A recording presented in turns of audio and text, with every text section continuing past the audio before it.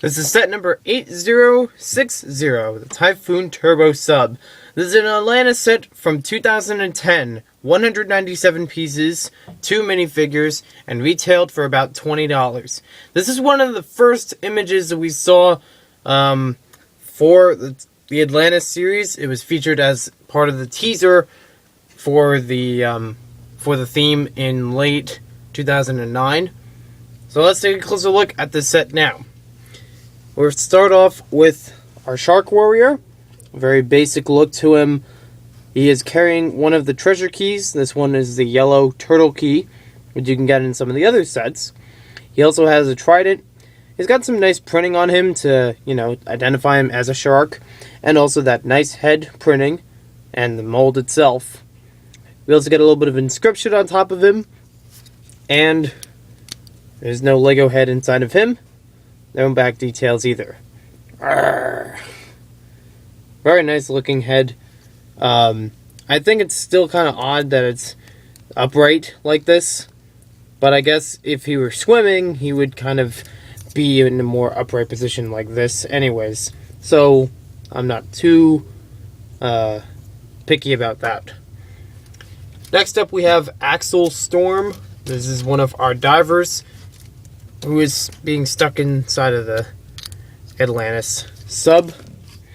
Now, I did take off his flippers. They're actually on the sides of him because it makes a convenient way to hold him on the diver outfit, and also for easy placement inside of the Typhoon Turbo Sub. He's got some very nice detail, as you've probably heard before.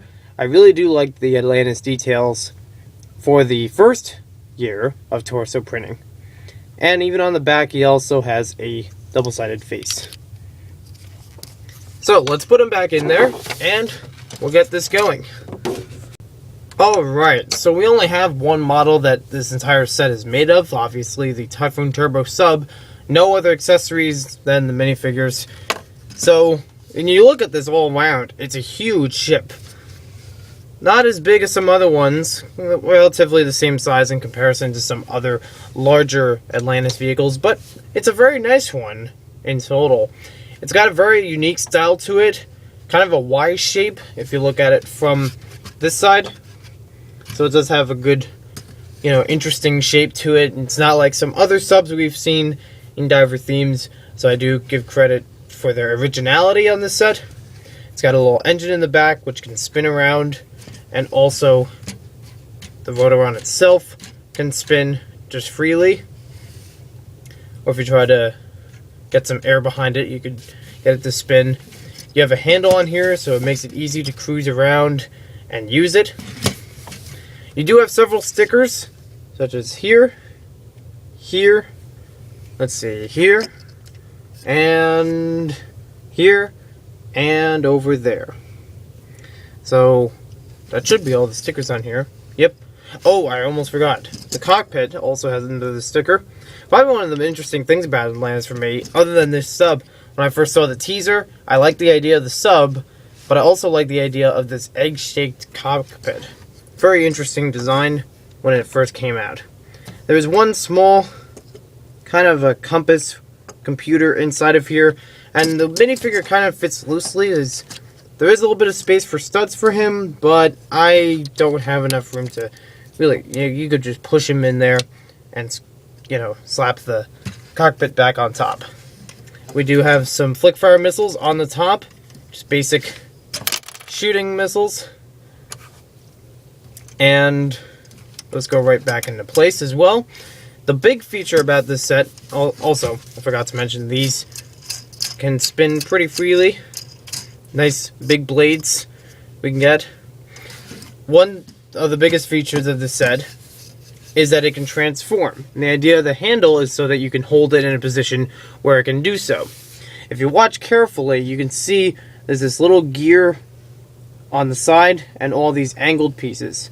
There's also a clip over here and a clip on the other side, which can hold this in place whether it's transformed or not. So you just have to use your one hand, maybe two hands, there we go, and get it to flip over. You can clip it on the other side, like I said, to keep it in this new position, which is more of an attack position, The other one would be maybe like cruising or speedy or something like that. Just kind of casual. But this one is more of an offense. You could have this for exploration because you have this arm that moves around different positions. So it's easy to grab things. And you also have this large blaster on here. So one thing that also makes it helpful is when you're playing with this, you could use your other hand to try to shoot down any sharks in your way. Or maybe not. We also have room, you could try to use flick fire missiles while holding it in one hand too. Wow, I went right underneath the camera stand. Let's give it one more try. I'm not aiming good enough. There we go, we hit him. So that basically stays underneath. It's hard to really use one hand and try to shoot it.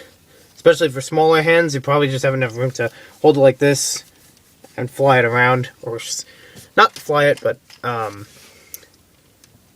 move it around underwater. And easily converts back into its original function. So I really give props to LEGO on this model in total. It's a really unique design. It still stands as one of my more favorite diver vehicles. I really appreciate the effort they make for this simple, design in the middle section for the main feature. Because it's very interesting how they, make that. So if you want to see the instructions to find out more, I recommend it. I also like how it still keeps the Atlantis theme designs with it, especially with this front section. Some of the back has it, some of those are relative to other sets. So it's not something that stands too far out from the other sets because it has, something that says, hey, this is part of Atlantis. But it also has its own unique features just for the type of vehicle it is, and they're really fun to play with. So it's a nice size vehicle for $20. It's also a good play vehicle for $20. So I really like this set. It's probably one of my more favorite Atlantis sets in the entire theme 2010 and 2011. So thanks for watching this video. Hope you guys enjoyed it, and we'll see you next time with more LEGO set reviews.